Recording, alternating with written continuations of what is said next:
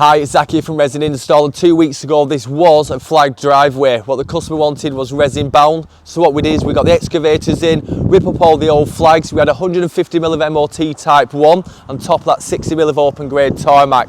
On the front nose we used a charcoal edge using a double skin, and around the perimeter in some areas we used a flat nose concrete edge.